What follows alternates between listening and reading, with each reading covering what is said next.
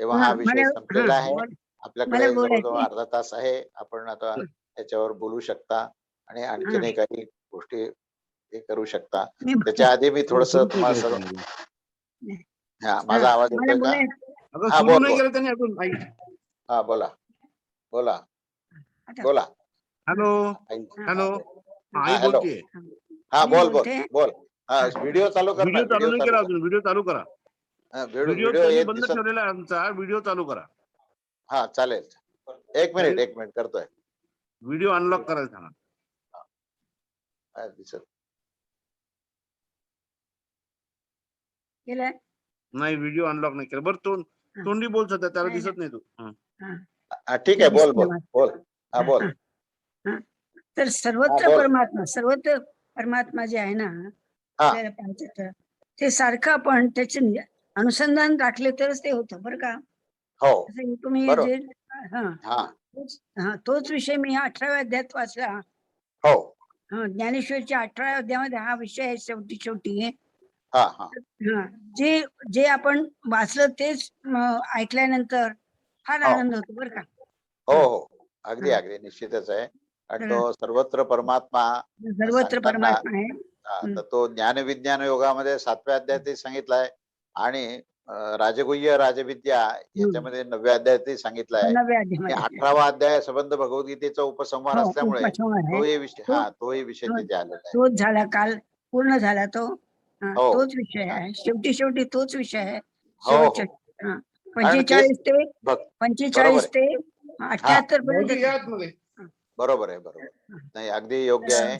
आणि त्यामुळे त्याचं अखंड अनुसंधान. शेवटी भक्ती कशाला म्हणायची तर जेव्हा सर्वत्र परमात्मा आहे अशा प्रकारची संवेदना ज्याची निर्माण होते तिथेच परमात्मा कळू शकतो. परमात्मा हा कुठल्या एखाद्या मूर्तीमध्ये नसून तो अमूर्त रूपामध्ये सर्वत्र सर्वव्याप्त आहे.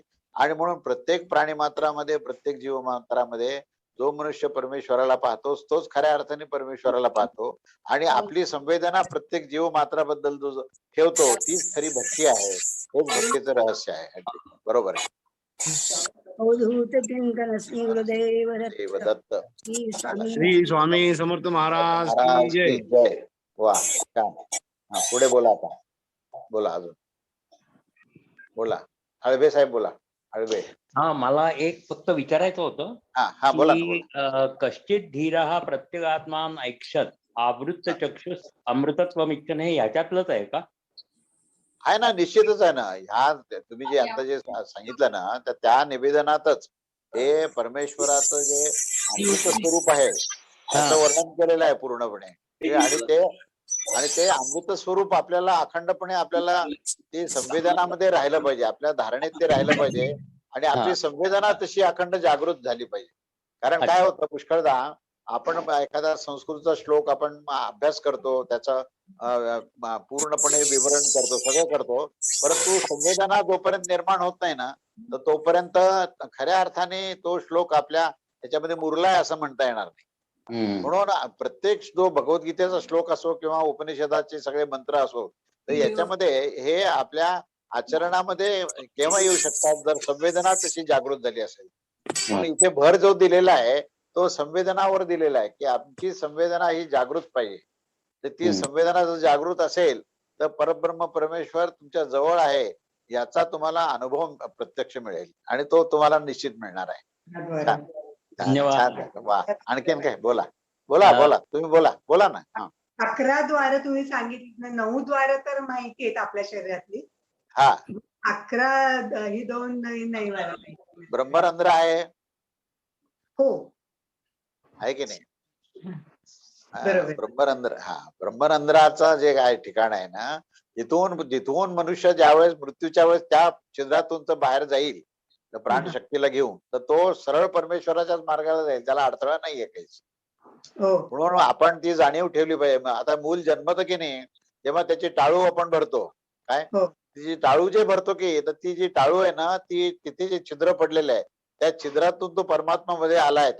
त्या जीवात्म्या त्या ह्याच्यामध्ये मुलाच्या हृदयामध्ये तू कुठून आला तर त्यांनी पाहिले की इतके त्याला छिद्र आहेत आपण कुठून जायचं तर त्याला छिद्र मिळालं नाही म्हणून त्यांनी ते छिद्र तयार केलं 11वं छिद्र. आणि त्याच्यातून त्यांनी प्रवेश केलाय. तिथून समजलं प्रवेश का? केला. हा. आज नवीन कळलं. धन्यवाद काका. धन्यवाद. कृपा आहे. अवधूत चिंतन श्री गुरुदेव देव दत्त दत्त. वा वा छान. महाराज की जय. हो छान छान. हा अजून कोण बोलताय बोला. हा आशीर्वाद आहे. अंजू अंजू आशीर्वाद आहे. श्री स्वामी समर्थ. श्री स्वामी समर्थ आहे. ऐकलं का आजचं प्रवचन? हो हो. छान. चला छान. आणि मग आता गुरुपौर्णिमा तुमच्या घरी बसून पाहिजे तुम्हाला पूर्ण. आम्ही तुम्हाला येणार link नाही का तिकडं? हा आम्हाला तिकडे यायला परवानगी नाही का? नाहीये ना नाहीये. आता 50 लोकांची आम्ही फक्त कार्यकर्ते 50 लिमिट टाकली.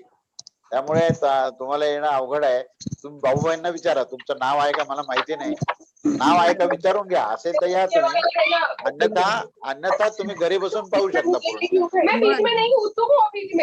आशीर्वाद. श्री स्वामी. हा बोला बोला अजून बोला. हा बोला. हा हा बोला. देव आमको छात्र. कोण बोलताय? हा बोला बोला बोला. काय नाव आहे? बोला अशोकजी बोला. अशोकजी नमस्कार. बोला. हा बोला बोला. आजचं कन्क्लुजन ऐकलं. आवाज तुमचा आवाज आवाज हे करा. माईक तुमचा बंद आहे. माईक चालू करा. माईक चालू करा. आवाज येत नाही तुमचा. हॅलो हॅलो आवाज येत नाही तुमचा. तुमचा अनम्यूट करा. माईक जो आहे ना माईक माईक चालू करा.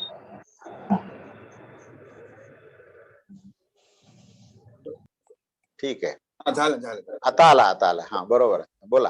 आणि काका आजचं खूपच छान उपसंहार झाला. हा की म्हणजे आनंद वाटला. खूप छान वाटलं. हो आणि शेवटी जे तुम्ही सांगितलं की बाबा आपण आता त्याचा सार सांगूया. आणि हो. त्याच्यामध्ये प्रेम भक्ती सदाचार श्रद्धा बळकट करणं आणि त्याच्यासाठी नामस्मरण ध्यान धारणा हो आणि इंद्रिय दमन आणि सगळ्यात महत्वाचं म्हणजे उत्कट भक्ती. हो त्याच्यावर सगळा जोर आपण दिलेला आहे. पण हे करत असताना एक गोष्ट मला अशी थोडीशी विचाराची वाटते की खरं म्हणजे ते करुणा कशी उत्पन्न करतात बा. असा जसं आपण करुणा कशी उत्पन्न करायची. करुणा कशी. हा तो भाव कसा निर्माण करायचा करुणेचा. तोच खरा विषय आहे. तुम्ही जो विचारला ना प्रश्न हाच सगळ्यांनी मला अनेक संन्यासांनी सुद्धा हा प्रश्न विचारला. म्हणजे बाकीचे तर सोडा पण जे संन्यासी नेहमी म्हणजे हे ध्यान धारणा करतात ना तर त्यांनी सुद्धा मला हा प्रश्न विचारला की आम्ही ध्यान धारणा करतो पण भाव अजून निर्माण होत नाही. तर भाव कसा निर्माण करावा असं त्यांनी मला प्रश्न विचारला होता. तर भावाचा संबंध हा संवेदनाशी असतो मनाशी असतो. हा म्हणजे आपल्या मन बुद्धी चित्त अहंकार हे जे 4 गोष्टी सांगितलंय की मन जे आहे हेच फक्त भाव आणि संवेदनशील होऊ शकतं. तर मनापर्यंत आपल्याला पोहोचायचं असेल तर ती बुद्धीच काम करू शकते. बुद्धीमध्ये ज्यावेळेस श्रद्धा असेल आणि बुद्धीमध्ये ज्यावेळेस विवेक असेल आणि बुद्धीने जेव्हा स्वीकार केला की असा परमेश्वर आहे आणि बुद्धीने त्याचा अनुभव घेतला श्रद्धेने अनुभव घेतला तर ती बुद्धीच्या अंडर ती मन आहे. आणि त्या मनाला जेव्हा त्या बुद्धीने ऍक्टिव्हेट केलं की हा परमेश्वर सर्वत्र आहे अशा प्रकारचं मान्य केलं तर ती संवेदना निर्माण व्हायला सुरू होईल. म्हणजे बुद्धीतून विवेक जोपर्यंत होत नाही तोपर्यंत संवेदना निर्माण होणार नाही. बुद्धीने परमेश्वराला आकलन केलं कारण परमेश्वरच मुळातून प्रेम स्वरूप आहे. परमेश्वराचं स्वरूप काय विठ्ठल म्हणजे काय तर विठ्ठल म्हणजे प्रेम. दुसरं काही नाही. दुसरा शब्द त्याला लागू नाही. तर तो परब्रह्म परमेश्वर तो एकच परमात्मा जो आहे तो प्रेमरस परमात्मा आहे. त्याचं वर्णन आपला एक विषय पण झालेला आहे प्रेमरस परमात्मा. तर तो परमेश्वर हा त्या परमेश्वराचं आकलन करणं म्हणजेच प्रेम भाव काय आहे याची निर्मिती करणं आहे. आणि त्याच्याशिवाय तो आकलनच होऊ शकत नाही. भावाशिवाय परमात्मा प्राप्तच होऊ शकत नाही. तुम्ही कितीही जरी वर्णन केलं तरी तो परमात्मा तुम्हाला आकलनात येऊ शकत नाही. पण ज्या वेळेस ती बुद्धी त्या परमेश्वराच्या अस्तित्वाचा स्वीकार करते आणि ज्या वेळेस ती प्रत्यक्ष परमेश्वराचा अनुभव घेते तर त्या अनुभवातच भाव आहे. समजलं ना. म्हणून तिथे बुद्धी ही फार प्रामाण्य आहे. बुद्धी त्या वेद प्रामाण्य बुद्धी जर असेल की श्रुती प्रामाण्य बुद्धी असेल आणि त्याच्यानुसार तुमचं आचरण झालं असेल आणि बुद्धीत विवेक प्रस्थापित झाला असेल तर भाव हा सहज अवस्था आहे. ती निर्माण करण्याचा विषय नाहीये.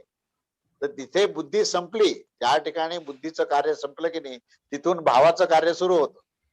जिथे तर्क संपले, ज्या ठिकाणी सर्व प्रकारचे माणसाची खटपट संपली, त्या ठिकाणी तिथे भाव निर्माण होतो. म्हणजे भाव उद्भवण्याचं ठिकाण मी तुम्हाला सांगतो की तुमचे तर्क संपलेले आहेत. आता कुठल्याच प्रकारचं लॉजिक वगैरे आता वापरण्याची आवश्यकता नाहीये. तर फक्त आनंद आहे, फक्त प्रेम आहे.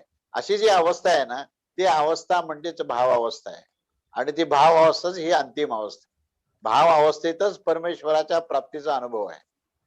असं ते रहस्य आहे. विषय खूप मोठा आहे, पण मी तुम्हाला थोडक्यात सांगायचा प्रयत्न करतो. छान. स्वामी कृपा. बोला बोला. नमस्कार काका, नागापूर हा कल्पना. बोल. आशीर्वाद आहे. हो. खूप छान. खूप आशीर्वाद आहे. छान ऐकलं आज. ऐकलं का? चला, आजचा विषय पूर्ण तुम्ही हो. सगळ्यांनी ऐकला. पुढचा हो. विषय आता पुढच्या रविवारी नवीन उपनिषद घेणार आहे, केनोपनिषद. अच्छा. त्यामुळे आजचा विषय जो आहे खूप महत्वाचा आहे. कठोपनिषद हे खरोखर हा. जीवनाचं रहस्य सांगणारा विषय आहे. आणि तुम्ही खूप पुन्हा सुंदर. पुन्हा ऐका आणि हम्म. पुन्हा पुन्हा त्याचं चिंतन करा. आणि जीवन आनंदी करा. खूप आशीर्वाद. स्वामी नमस्कार. कृपा. स्वामी. बोला. हा बोला. हा बोला. मकरंद बोला. मकरंद. श्री स्वामी. हा स्वामी समर्थ. बोला बोला. हा ऐकलं का? छान. मला असं विचारायचं होतं खूप आनंद की वाटतो. बोला. आपण काय म्हणतात सनातनचे म्हणतात आवाज तुमचा स्पष्ट येत नाही. आवाज नक्की काय? आवाज स्पष्ट येत नाही. आवाज. सनातनचा म्हटला अर्थ नक्की काय? सनातन सनातन. सनातन म्हणजे जो अनादि अनंत आहे, जो म्हणजे ज्याची सुरुवात नाहीये, जो फार पुराण पुरुष म्हटलेला आहे त्याला सनातन. याचा अर्थ दोन्ही होतो. शाश्वत जो आहे तो सनातन आहे, आणि जो पुराण आहे म्हणजे ज्याला सुरुवात नाही, आरंभ नाहीये, जो अनंत काळापासून जो आहे, ज्याची मोजदाद करता येत नाही, तेव्हापासून ज्याचं अस्तित्व अखंड आहे, त्यालाही सनातन म्हटलंय. आणि जो शाश्वत आहे त्यालाही सनातन म्हटलं. म्हणून आपल्याला सनातन धर्म जो म्हटलेला आहे ना, तर सनातन धर्म याचा अर्थ असा की जो शाश्वत आहे आणि जो अनादि आहे. अनादि अनंत असून जो शाश्वत आहे त्याला सनातन असा शब्द वापरतो. हा त्याचा अर्थ आहे. छान. चला, खूप आनंद आहे. महाराजांची कृपा आहे. आशीर्वाद. स्वामी कृपा. स्वामी. श्री बोला. स्वामी समर्थ. श्री स्वामी. बोला बोला प्रमिला ताई बोला. आपला देहभाव कमी करण्याचे स्टेप बाय स्टेप कसं जायचं ते स्टेप्स सांगा. ते स्टेप सांगतो की तुम्ही पहिली सुरुवात त्याची आचरणापासून आहे. कारण माणसाला क्रिया केल्याशिवाय तर माणसाचं जीवन राहतच नाही ना. म्हणून त्याचा आधार पहिल्यांदा घेतला पाहिजे की आचरणामध्ये सदाचार पहिल्यांदा करा. आचरणामध्ये स्वधर्म आणा. हे दोन जर तुम्ही केले, स्वधर्म आणि सदाचार हा जर सिद्ध केला, तर तुमचा सहज भाव येतो. त्याच्यातूनच सहज भावाची उत्पत्ती आहे. तुमचं जे स्किल असेल त्या स्किलचा उपयोग करूनच तुम्ही जेव्हा एखादं कार्य करता, तेव्हा तुमच्या त्या कार्य करण्यामध्ये प्रयास नसतो, एफर्ट्स नसतात. तर त्या ठिकाणी एक सहजता असते. ज्याचं जे स्किल, जे शिक्षण झालंय, त्या शिक्षणाच्या अनुसार किंवा त्याचा स्वभाव ज्याच्या प्रमाणे आहे, त्या स्वभावाच्या अनुसार ज्यावेळेस त्याचं आचरण होतं, तेव्हा तो स्वधर्म असतो. आणि त्या स्वधर्मामध्ये सहजता येते.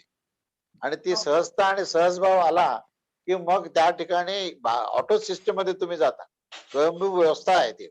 सहज भावामध्ये काय होतं, स्वयंभू व्यवस्थेत जातात. आणि स्वयंभू व्यवस्थेत एकदा गेले की जी संवेदना निर्माण होते ती परमेश्वराबद्दलचीच असते. आणि त्या ठिकाणी मग आपोआप परमेश्वराचं तुमचं अनुसंधान होतं. म्हणजे त्याचा आधारच जो आहे ना, तो सदाचार आहे. सदाचार आणि स्वधर्म हा त्याचा आधार आहे. या आधाराने तुम्ही कार्य करत राहिले आणि मग कुठेही पण कर्तृत्व भाव ठेवायचं नाही. मी करता नाहीये, मी भोगता नाहीये. तुम्ही करताच नाहीये, तुम्ही भोगता कसा असेल? तर करता करविता भगवंत आहे. आणि मला जे काय मिळालेलं कर्तव्य आहे, ते कर्तव्य भावाने मला करत करत माझ्या स्वधर्माच्या अनुसार आचरण करायचंय. हा तुमचा भाव. इथून सुरुवात आहे. ही सुरुवात जर केली तर त्याचा अंतिम निष्कर्ष ही परमात्मा प्राप्ती आहे. अंतिम निष्कर्ष अनुसंधान आहे. ठीक आहे. चला, छान. श्री स्वामी समर्थ. बोला बोला. मंजिरी ठाकूर बोल. बोला. देशपांडे. सगळ्यांना नमस्कार. हो, सगळ्यांना आशीर्वाद आहे. खूप आशीर्वाद आहे. गुरुपौर्णिमेचा कार्यक्रम सगळे पहा तुमच्या घरी बसून. आम्ही लिंक पाठवू तुम्हाला. 23 तारखेला गुरुपौर्णिमा आहे. नक्की बघा. चला, खूप आशीर्वाद आहे. स्वामींची कृपा आहे. नमस्कार, टेपाळे बोलतोय. हा बोला बोला हा बोला टेपाळे बोला. हो, नंतरच्या आत्ताच्या चर्चेमधल्या 2 गोष्टी खूप सुंदर वाटल्या. हा, एक हा, तर हा. भावावस्था केव्हा निर्माण होईल, जेव्हा आपली बुद्धी शांत होईल, म्हणजे बुद्धीच्या दायऱ्यामध्ये आपण नेहमी विचार करत असतो हो ना, आणि म्हणजे आपली आपलं बुद्धी आपल्याला सतत दुःख देत असते. म्हणजे बऱ्याच वेळेला बुद्धीच दुःख देते. म्हणजे अनालिसिस करून प्राप्ती काय तर दुःखाची आहे, नाही का? अगदी बरोबर आहे, अगदी बरोबर आहे. आपण जे लॉजिक्स वापरतो की नाही, तर त्यात काय सिद्ध करतो की जीवन किती दुःखी आहे हेच सिद्ध करतो आपण. हो, लॉजिक मधनं तेच समोर येतं फक्त. म्हणून म्हणून परमेश्वराचं अनुसंधान असेल तर मग मात्र खरोखर आनंद मिळतो. अगदी अगदी. आणि तेही छान समजलं. आणि सहजावस्था जे तुम्ही आता सांगितलं हो. प्रमिलाताईंना सांगताना, की हो. बऱ्याच वेळेला असं होतं काका, की समोरचा व्यक्ती हे करू शकतो, मग मी का करू शकत नाही, हा अशा दृष्टीने प्रयत्न माणूस करायला जातून पुन्हा दुःखात सापडतो. हा हे आहे. असं बऱ्याच त्यामुळे वेळेला पुढे कुठल्याही स्पर्धेत जायची गरज नाही. तुम्हाला जे प्राप्त आहे तुमच्या स्वभावामध्ये सहजतेने जे तुम्हाला सिद्ध झालेलं आहे त्याचा जर तुम्ही विनियोग केला तर तुम्ही आनंदी होता ना. इतरांना काय मिळालं आणि मला ते मिळालं पाहिजे त्याच्याने तुम्ही नक्की दुःखी होणार. नक्की. म्हणजे हा दुःखाचा निश्चित मार्ग आहे की इतरांसारखं मला मिळावं हा विचारच मनातून दुःख देणार आहे. असं आहे. हा चालेल छान.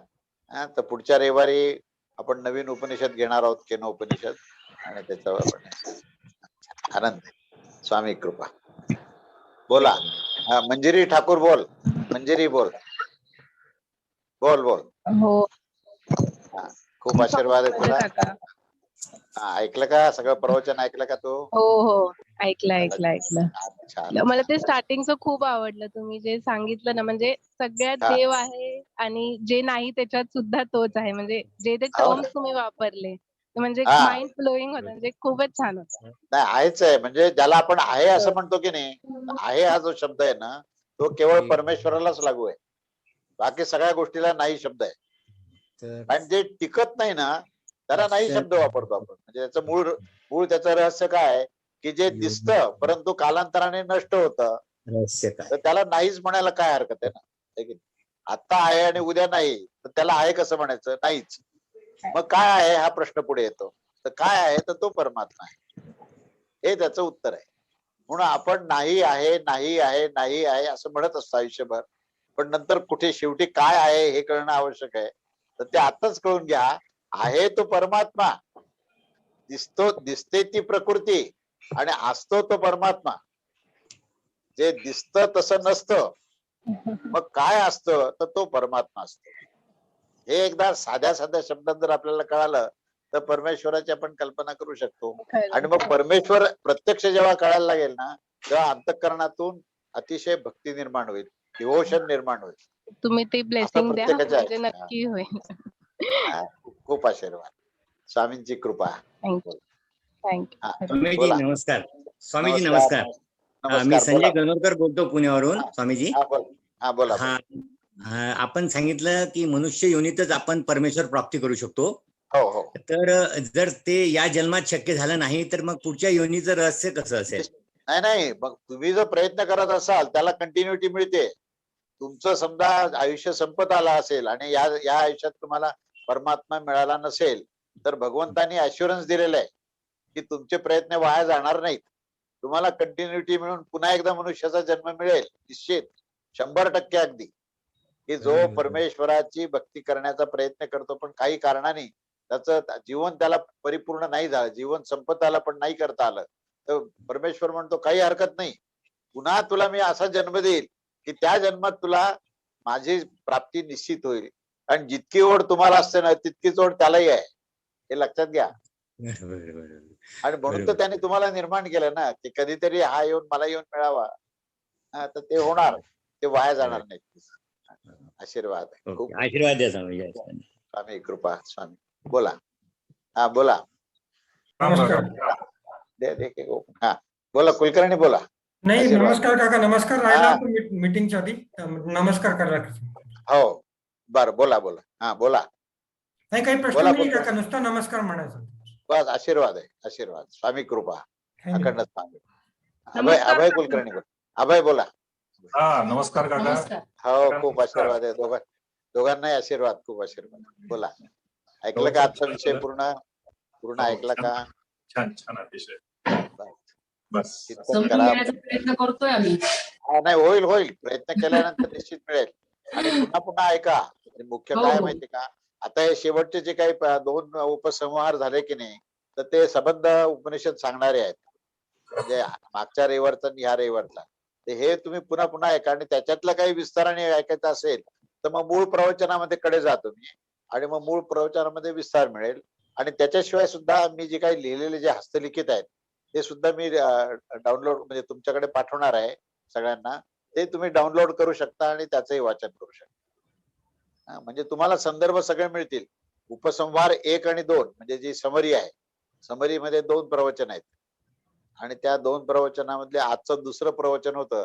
त्या शेवटचे जे 10 मिनिटं मी दिले त्याच्यामध्ये आपल्याला टेक होम मेसेज काय आहे, आपल्याला बोध काय दिलाय, हे मी तुम्हाला संक्षिप्तपणे सांगितलं 10 मिनिटांमध्ये. आणि त्या 10 मिनिटाला विस्ताराने पाहायचं असेल तर तुम्ही मागे मागे जाऊ शकता, तुम्हाला सगळं विस्ताराने मिळेल त्यात. ते वरच्यावर पूर्ण चिंतन करत राहा. हे ज्ञान आगाध आहे, समुद्र एवढं मोठं आहे, पण त्यातला एक थेंब जरी तुम्ही चाकला तरी तुम्ही समुद्र एवढे मोठे व्हाल. अरे वा, तुमचा असं आशीर्वाद लाभो काका सतत. खूप आशीर्वाद आहे, महाराजांची अखंड कृपा आहे, अखंड कृपा राहील. ठीक आहे, हा बोला. महाराज रामकृष्ण हरी. रामकृष्ण हरी. बोला बोला बोला. हा, डॉक्टर आल्हाट, पुणे. हा बोला, डॉक्टर आल्हाद बोला बोला. हो, खूप छान. मागच्या दोन्ही म्हणजे मागचं आणि आत्ताचं पण उपसंहार खूप चांगला झाला. त्याच्यामध्ये मुख्य सदाचारण, धारणेमध्ये ज्ञान आणि समर्पण आणि भक्ती या 3 गोष्टी जर केल्या, जसं नचिकेताने तीव्र इच्छा होती म्हणून त्याला ज्ञान प्राप्त झालं, अगदी बरोबर आहे. आणि समर्पण होतं, माझा स्वतःचा देह मला का त्याग करत नाही, ही वृत्ती वडिलांना सांगितल्यामुळे त्याग जर आला आणि समर्पण आलं तर जगातली कुठलीच गोष्ट अशक्य नाही. एवढा टेक होम मेसेज आपण सगळ्यांनी घ्यायचा. हो, अगदी बरोबर. छान, एकदम योग्य निष्कर्ष, एकदम योग्य घेतला तुम्ही. खूप आशीर्वाद आहेत. खूप छान. स्वामी स्वामी कृपा, स्वामी कृपा, स्वामी. बोला बोला. मैथिली खोले. हा काका, नमस्कार. हा हो, नमस्कार. आशीर्वाद. हो, तुझा चेहरा दाखव. हा, वैशाली बोलतीये काका, नमस्कार. वैशाली, अच्छा वैशाली बोलते. हा वैशाली, हा, काय हा, आज पहिल्यांदा नमस्कार काका. पहिल्यांदा पाहिलं मी तुला. हो हो हो, आम्ही ऐकतो, पण ते आज मला शंका उपस्थित झाली म्हणून हे हा, केलं. बोल ना, विचार हा, विचार. आता आपण जे सांगितलं शेवटी की भाव निर्माण झाला पाहिजे. तर हो. तो भाव निर्माण होण्यासाठी आपली जी दैनंदिन उपासना कितपत उपयोगी पडते. पडते ना. उपासनेचं हो, निश्चित. दैनंदिन उपासनेमध्येच अनुसंधान सिद्ध होतं. आपण दररोजची जी उपासना करतो ना, म्हणजे त्यात सुद्धा नाम जप असेल किंवा आपण अर्चन पूजन असेल, तर त्याच्यामध्ये जी भाव आपण धारणा ठेवतो की हा परमेश्वर आहे, अशी नक्की धारणा ठेवतो. ती धारणाच सगळ्यात महत्वाची. त्याशिवाय भाव निर्माण होणार नाही. आणि त्याच्यामध्ये जे नाम घेतो आपण, त्याच्यात ते अनुसंधान सिद्ध होणार आहे. त्या अनुसंधाने आणि परमेश्वराच्या अस्तित्वाची श्रद्धा ही जी आहे ना, ही तुम्हाला त्या भावाकडे घेऊन जाते, आणि त्याच्याशिवाय भाव निर्माण होणार नाही. म्हणून दररोजची उपासना ही भाव निर्माण होण्याच्या दृष्टीने योग्य आहे. पण त्याच्यानंतर पुढे त्याच्यावरचं चिंतन करणं आवश्यक आहे. त्याचं चिंतन मनन निजिध्यास होणं आवश्यक आहे. आणि आपल्या नित्य आचरणामध्ये ती गोष्ट आली पाहिजे. आपण ज्या ज्या जीवाशी संपर्क येतो त्याच्यामध्ये परमेश्वर पाहण्याची क्षमता आपण वाढवली पाहिजे. आपली सहनशक्ती वाढवली पाहिजे. आपला उद्वेग कमी झाला पाहिजे. आपला कामक्रोध कमी झाला पाहिजे. आणि सगळ्यांबद्दल हा स्नेहभाव, शुद्ध भाव हा निर्माण झाला की मग परमेश्वराबद्दलचा भाव निर्माण होईल. कारण परमेश्वर काय एका ठिकाणी आहे का?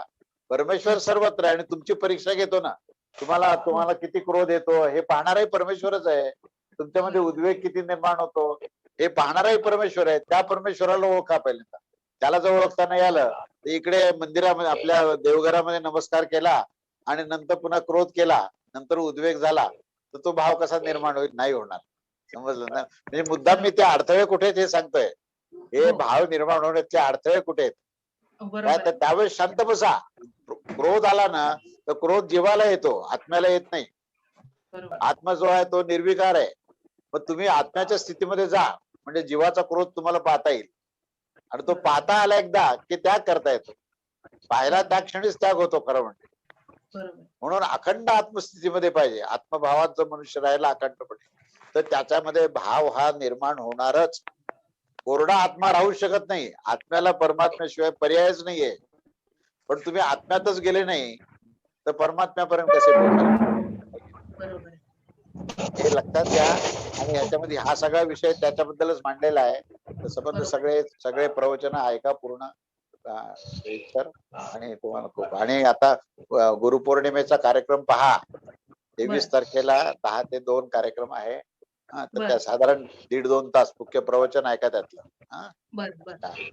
आशीर्वाद आहे. स्वामींची कृपा. हा बोला. अजून कोण आहे? बोला बोला बोला. संजय गुलाने बोला. संजय गुलाने.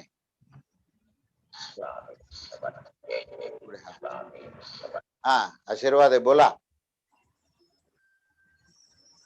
गिरिजाची आई आहे का? हो हो नमस्कार. ऐकलं का प्रवचन?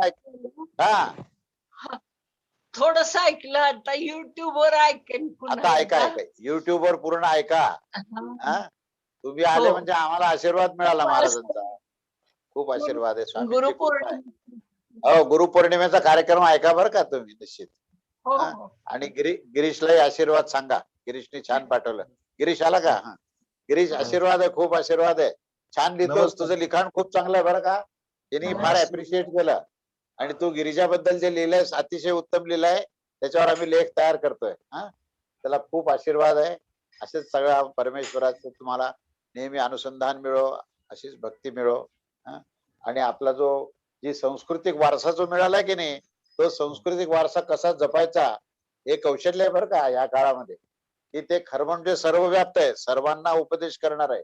तरी पण तो परस्पर विरोध का होतो हे आपल्याला कळालं पाहिजे. खरं सांगायचं म्हणजे आपलं जे तत्वज्ञान आहे ना, संबंध विश्वाचं कल्याण करणार आहे. ते काही कुठल्या एका गटाचं कल्याण करणार नाहीये. मग बाकीच्या गटाला ते का आवडत नाही याचं संशोधन करा. नेमकं कुठे अडथळा आहे, कुठे अडथळा आहे. तर तिथे संघर्षापेक्षाही सहयोग महत्वाचा आहे.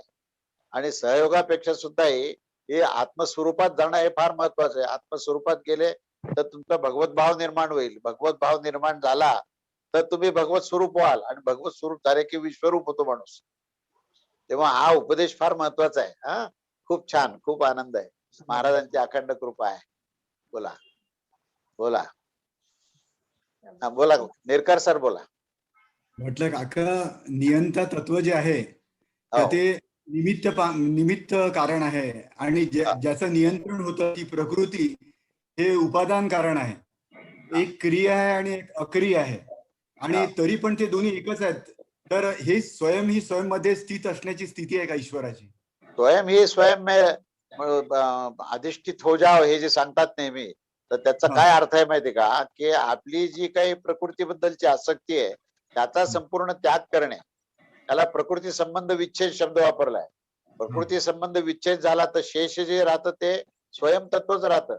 आणि त्या स्वयं तत्वामध्ये स्वयं म्हणजेच जो प्राकृतिक अहंकार आहे तो या आत्मतत्वामध्ये विलीन करणे म्हणजे स्वयं को स्वयं में स्थित करणं आहे. एक स्वयं जो आहे तो प्राकृतिक अहंकार आहे, त्याला जीव म्हटलेला आहे आपण. तर तो जीव जो आहे तो आत्मस्थितीमध्ये त्याला बसवणे, आत्मस्थिती विलीन करणे. आणि तिथे एकदा गेला की पुढे परमात्म्याशिवाय दुसरं काहीच नाही ना मग. आणि जेव्हा प्रकृती शून्यवत होते तेव्हा शेष काय राहतं तर तो परमात्माच आहे. म्हणून तो परब्रह्म परमेश्वरच सर्वत्र आहे. असताना दिसत का नाही हा विषय याच्यामध्ये आहे. हा जो उपनिषदाचा विषय आहे ना, वारंवार पुन्हा पुन्हा विचारलाय की तो जर सर्वत्र आहे तर मग दिसत का नाही. आणि त्याचं भगवद्गीतेत उत्तर दिलंय की जो भक्त मला माझ्यामध्ये सर्वांना पाहतो आणि सर्वांमध्ये माझ्यात मला पाहतो, हे लक्षात घ्या. म्हणजे माझ्यामध्ये सर्वांना आणि सर्वांमध्ये मला पाहतो, त्याच्यापासून मी लपून राहू शकत नाही. त्याच्यापासून मी गुप्तच राहू शकत नाही. म्हणजे त्यांनी इतकं रहस्य स्पष्ट केलंय की परमेश्वर का दिसत नाही याचं उत्तर त्या श्लोकात दिलेलं आहे. 7व्या अध्यायातला श्लोक आहे तो की जो भक्त स्वतःमध्ये परमात्म्याला पाहतो आणि परमात्म्यामध्ये स्वतःला पाहतो. बघा काय 2 शब्द आहेत. हे 2 वाक्य बघा तुम्ही, त्याच्यावर चिंतन करा. आणि त्यावेळेस हे जर तुम्हाला त्याचं कोडं सुटलं तर मग परमेश्वरने किती लपवायचं ठरलं तरी तो लपू शकत नाही. तो मूर्तीमध्ये अमूर्त असूनही तो मूर्तीमध्ये मूर्त म्हणून राहील. ठीक आहे. छान. आनंद. आणि एक प्रश्न, प्रज्ञा आणि विवेकात काय फरक आहे? प्रज्ञा आणि विवेक. प्रज्ञा म्हणजे ज्या ठिकाणी अंतःप्रेरणा असते आणि विवेक म्हणजे ज्या ठिकाणी डिस्क्रिशन असते. जड आणि चैतन्य काय याचा शोध घेण्याचा प्रयत्न विवेकाने होतो आणि शांत बसल्यानंतर मधून जी प्रेरणा ज्ञानाची होते ती प्रज्ञा आहे. हा फरक आहे. ठीक आहे. स्वामी समर्थ. आनंद आहे. बोला. संजय गुल्हाने बोला. राहुल चौंके. राहुल. हा राहुल. राहुल बोला. डॉक्टर राहुल. डॉक्टर राहुल. हा बोला बोला. डॉक्टर बोला. नमस्कार. ऐकलं का आजचं प्रवचन? हो ऐकलं. हा तो पूर्ण झालेला आहे आजचा विषय आणि पुढच्या रविवारपासून केनोपनिषद नवीन उपनिषद घेणार आहोत. हा त्यानंतर गुरुपौर्णिमेचा कार्यक्रम जो आहे तो ऑनलाईन आहे. त्याची लिंक तुम्हाला सगळ्यांना पाठवण्यात येईल. त्या लिंक पाठवण्याबद्दल विजितला संपर्क करा मुख्य म्हणजे आणि तो कार्यक्रम जरूर सगळ्यांनी पहा. ठीक आहे. अजून बोला. हा बोला बोला बोला. हा बोला. कर्मामधली एकाग्रता म्हणजेच अनुसंधान असं एकदा म्हटलं ते आपण. आणि एकाग्रता आणि काम चालू असतानाच नामस्मरण पण होणं आतूनच असं. तर ती एकानंतर एक स्थिती आहे का अशी? नाही एकानंतर नाही. तीच खरी तपस्या आहे. ही जी आहे ना ही जे अनुसंधान तुमचं म्हणजे तुमचं मुख्य तुम्ही महत्व कशाला दिलंय हे ज्याच्यावरून सिद्ध होतं. तुम्ही ज्या ज्या वेळेस तुम्ही महत्व परमेश्वराला द्याल ना तेव्हा नाम अनुसंधान जे आहे ते चालू राहील तुमचं आणि त्या रिदम मध्येच कामही होईल. तो एक रिदम आहे. ती एक लय आहे. तर त्या रिदम मध्ये तुम्ही काम करत राहाल म्हणजे ती कामातली एकाग्रताही बिघडणार नाही आणि नामाचं अनुसंधानही चालत राहील. हीच साधना आहे खऱ्या अर्थाने. हाच योग सिद्ध करण्याचा विषय आहे की तेव्हा अखंड नाम साधना करत असतानाच समोरचं जे काही तुमच्या समोर कर्तव्य आहे त्या कर्तव्यात सुद्धा तुम्ही एकाग्रतेने कर्तव्य करत राहा. ती एकाग्रतेमध्ये क्रिया पण आहे आणि अक्रिय तत्व पण आहे. त्या ठिकाणी जी काही तुम्ही ऍक्शन करतात त्या ऍक्शन बरोबर तुमचं जे आत्मतत्वाशी अनुसंधान जे आहे ना तेही त्याच वेळेस असेल. म्हणजे वेग आणि संतुलन जसं मी म्हणतो की वेगाबरोबर संतुलन आहे. संतुलनामध्ये नामस्मरण आहे आणि वेगामध्ये क्रिया आहे. लक्षात आलं ना. वेगाने जेव्हा माणूस काम करतो गाडी चालवतो गाडी वेगाने चालते आणि संतुलन म्हणजे त्या चाकाच्या सेंटरमध्ये जो ऍक्सिस असतो की नाही तो ऍक्सिस जो वॉबलिंग करत नाही तो एक बरोबर तीच डायरेक्शन मेंटेन करतो. तर तिथे तो संतुलनाचा बिंदू आहे. म्हणून कार्य करत असताना स्वामींचं नाम घेतलं तर त्या कार्यामध्ये सुद्धा चैतन्य निर्माण आणि ही प्रॅक्टिसचा भाग आहे. हीच तपस्या आहे. हीच योग साधना आहे. आलं लक्षात. अच्छा तो कार्यक्रम पहा सगळे. अजून कोणाचं बोलायचं राहिलंय का? मला शेवटच्या 5 मिनिटं बोलायचंय मला. हा बोला वेलंगी. हा राधिका ताई बोला. काका सद्गुरू जय साष्टांग नमस्कार. हो खूप आशीर्वाद आहे. 10 मिनिटात आपलं शरीरावरती म्हणजे सारथी म्हणजे कोण, घोडे म्हणजे कोण हे जरा परत एकदा सांगा ना. सांगतो ना. त्याच्यामध्ये रथाची उपमा दिली आहे. रथ म्हणजे शरीर. रथ जे आहे ना रथ हे शरीर आहे. त्याच्यानंतर त्या रथामध्ये बसलेला जो रथी आहे रथी तर तो रथी म्हणजे जीवात्मा आहे. त्यानंतर तो रथ चालवणारा जो सारथी आहे सारथी तो सारथी म्हणजे जो समोर बसलेला असतो हातात लगाम तो सारथी म्हणजे बुद्धी आहे. सारथी बुद्धी आहे आणि त्या सारथ्याच्या हातात जो लगाम आहे ना तो लगाम म्हणजे मन आहे आणि ते जे घोडे आहेत ना समोर पळणारे ते इंद्रिय आहेत. घोडे इंद्रिय आहेत आणि ज्या मार्गावरून ते पळतात ते विषय आहेत. आता काय म्हणजे आता हे तुम्ही लिहिलं ना आता मी सांगतो की हा जो काही जीवात्मा म्हणजे जो रथी आहे ना त्या रथीला परमेश्वराच्या घराकडे जायचंय. बरोबर आहे. त्या रथात बसून जायचंय. म्हणून तो बुद्धीला काय सांगतो की तुझ्यामध्ये विवेक ठेव आणि लगाम हातात ठेव. त्या घोड्यांना उधळू देऊ नकोस. त्यामुळे हा लगाम जो आहे मनाचा लगाम तुझ्या हातात ठेव चांगला आणि योग्य त्या दिशेने त्या लगामाला घेऊन जा. म्हणजे मग ते घोडे उधळणार नाहीत. नाही त्या गोष्टीकडे नाही त्या विषयाकडे ते जाणार नाही तर परमेश्वर प्राप्तीच्या मार्गावरून ते जातील. अशा रीतीने ह्याचं रूपक दिलेलं आहे. या उदाहरणातून प्रत्येक जीवात्म्याने म्हणजे प्रत्येक मनुष्याने हे आपल्या या शरीराचा रथ कसा चालवायचा आहे अशी जीवनाची दिशा ह्याच्यामध्ये दिलेली आहे. खूप छान आहे. खूप सुंदर आहे ते. हो, दररोजच्या आणि वापरात हेच खूप सुंदर आहे. आणि भगवद्गीतेवर हेच चित्र आहे. मुख्य हो. म्हणजे भगवद्गीतेवरचं तुम्ही जर चित्र पाहिलं ना तर भगवान श्रीकृष्ण जे आहेत हे बुद्धी म्हणजे बुद्धीचं प्रतीक जे आहे ते भगवान श्रीकृष्णाला दिलेलं आहे आणि सारथी जो जीवात्मा आहे तो अर्जुन आहे. समजलं का? म्हणजे तिथे जीवात्मा कोण आहे आणि परमात्मा कुठे आहे? तर परमात्म्याचं स्थान हे विवेकी बुद्धीपाशी आहे. लक्षात घ्या, जेव्हा बुद्धी विवेकी होते की नाही तोच परमात्मा आहे आणि तोच आत्माराम आहे. त्या आत्मारामाला जेव्हा तुम्ही ओळखलंय तेव्हा रामाला तुम्हाला ओळखणं काहीच अवघड नाही झालं. आणि जो आत्माराम आहे ना तोच परमात्मा राम आहे हे पुढचं सांगतो तुम्हाला. आणि आत्माराम दासबोधांनी सांगितलंय दासबोधात. परंतु मी त्याच्या पलीकडचं सांगतो की आत्माराम जो आहे ना तोच परमात्मा राम आहे. म्हणजे तो राम जो आहे तो सर्वत्र सर्वव्याप्त सर्व काल आणि सर्व स्थानात आहे असं ज्याला कळलं ना त्याला आत्माराम नाही परमात्मा रामही कळालं. तसा परमात्मा राम तुम्हाला कळो बस. आशीर्वाद स्वामी कृपा. चला छान आनंद आहे महाराजांची कृपा. श्री स्वामी समर्थ काका. अर्चना हा बोलते. स्वामी समर्थ. बोला बोला अर्चना बोलते काका. हा अर्चना बोल. हा ऐकलं का काका आता? हो काका ऐकलं खूप छान झालं आणि कळलं पण. तर काका धर्म करायचा म्हणजे नक्की काय करायचं असतं? धर्म कसा करायचा? धर्म हा शब्दच काय म्हणजे धर्म म्हणजे ज्याची धारणा केली आणि त्याच्या अनुसार आचरण केलं त्याला धर्म म्हणतात. तर धारणा कशाची करायची आहे? तर धारणा स्वधर्माची करायची. स्वधर्म म्हणजे काय? तर स्वभावानुसार आणि आपल्या जन्माबरोबरच आपल्याला जे काही कर्तव्य दिलेले आहेत तर त्या कर्तव्याचं सचोटीने सदाचाराने पालन करणे म्हणजे धर्म करणे. धर्माचा आधारच तो आहे. तो आधार जर गेला तर बाकीचा धर्म हा धर्म राहू शकत नाही. की ज्या ह्याच्यामध्ये आपलं कर्तव्य जे आहे हे अतिशय सचोटीने आणि सदाचाराने पालन करून सर्वांना आनंद देण्याचं कार्य करत राहावं त्याला धर्म असं म्हणतात. खूप छान कळलं काका. महाराजांची कृपा आहे. छान बोला. बघेल काका मी पण कार्यक्रम घर बसल्या. हो निश्चित पहा बरं का. अगदी जरूर पहा. अगदी बोला मार्कंडेय बोला. हा मार्कंडेय बोला. हा नमस्कार. नमस्कार. छान झालं प्रवचन. फक्त अभ्यासच राहिले आता. चला आता अभ्यास करा. चिंतन अनुसंधान चालू असतं.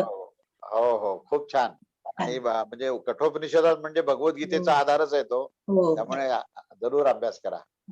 आणि हा गुरुपौर्णिमेचा कार्यक्रम पहा अवश्य घरी बसून. कल्याण बोल मृण्मयी बोल. स्वामी समर्थ काका. स्वामी समर्थ. हा आज खूप एकटीच आहे आवडलं वाटतं घरी. आजचं. हा खूप आशीर्वाद आहे आशीर्वाद आहे. महाराजांची कृपा आहे खूप. अभ्यास चांगला अभ्यास कर आणि गुरुपौर्णिमेचा कार्यक्रम घरी बसून पहा. नाही मला यायचंय तिकडे. ते बाबूबाईंना विचारतो ते माझ्या हाताची गोष्ट नाही. हो चालेल आशीर्वाद आशीर्वाद स्वामींची कृपा. तुम्हाला भेटता येईल या संडेला. नाही नाही मला तर इथे येऊन भेट ना ऑफिस मध्ये. त्याला काय आता मी उपलब्ध आहे.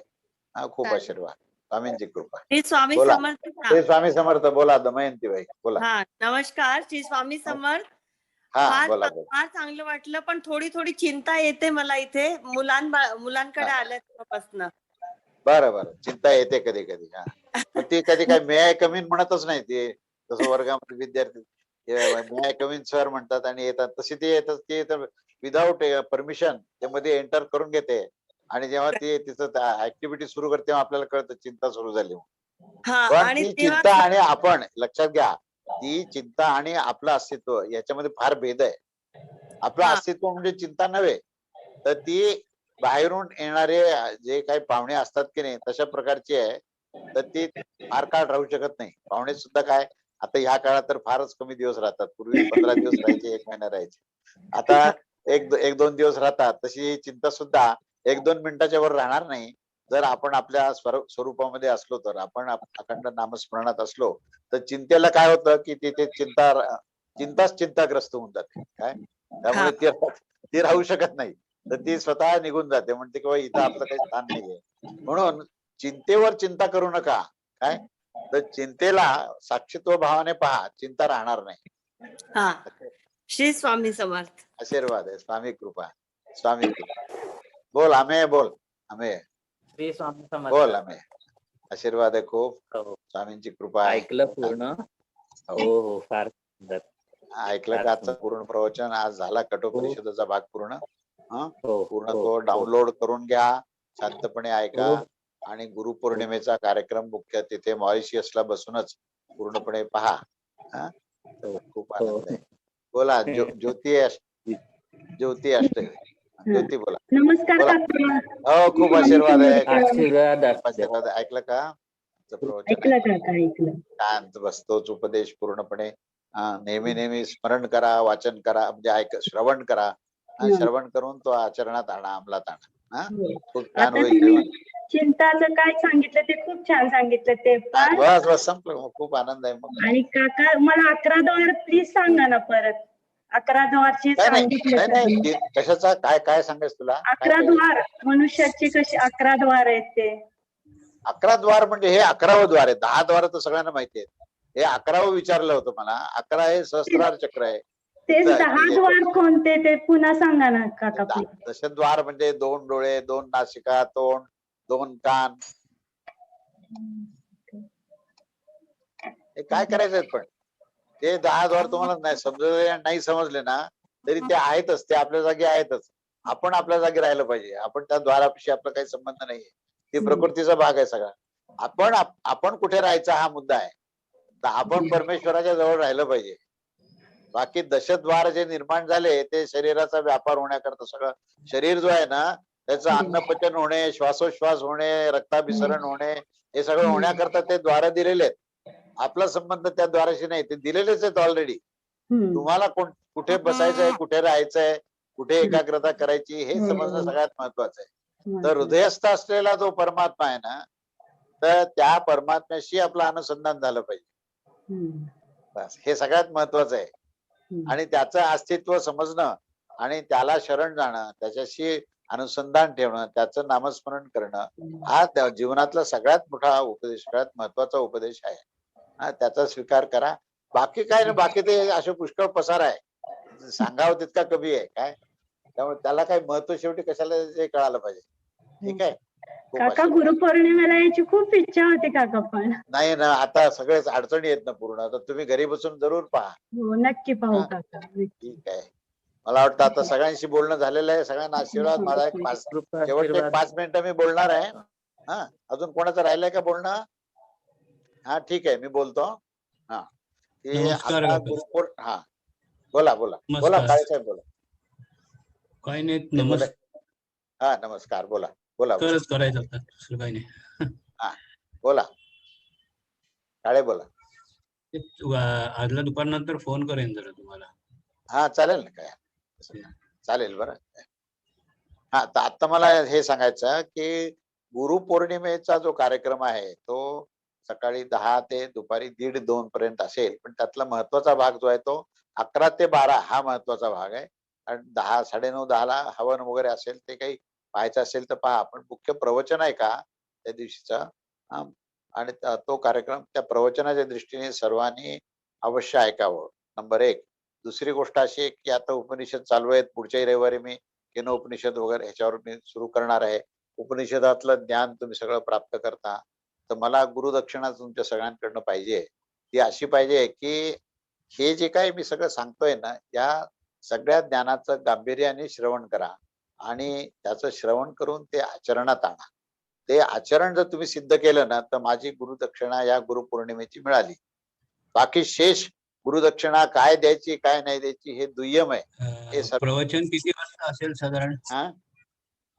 काय म्हणताय? गुरुपौर्णिमेला प्रवचन साधारण किती वाजता? 11 वाजता असेल प्रवचन. 11 ते 12 म्हणून म्हटलं 11 ते 12च्या दरम्यान तुम्ही तुमचा वेळ निश्चित ठेवा. तेव्हा ही गुरुदक्षिणा मला द्या की आमचा प्रत्येक जो श्रोता आहे तो परमेश्वराच्या प्राप्तीच्या मार्गाला लागला पाहिजे. ही गुरुदक्षिणा मला पाहिजे. शेष बाकी धनाच्या रूपामध्ये गुरुदक्षिणा मिळाली किंवा नाही मिळाली हे गौण आहे. त्यांची जी इच्छा असेल ते त्यांनी द्यावी. तो काही महत्वाचा मुद्दा नाहीये. मुद्दा महत्वाचा जो आहे हे जे काही तुम्हाला सगळं प्राप्त होतंय ना ते तुमचं जीवनात क्रांती देणारं असावं. जीवन हे परिपूर्णपणे बदलणारं असावं. तर हे तुम्ही निश्चय करा आजच्या दिवशी. आणि गुरुपौर्णिमेचा कार्यक्रम त्या दिवशी जरूर पहा. हा माझा आशीर्वाद आहे आणि हा माझा आत्ताचा संदेश आहे. चला ठीक आहे. अवधूत चिंतन श्री गुरुदेव दत्त, श्री स्वामी समर्थ महाराज. बंद करा.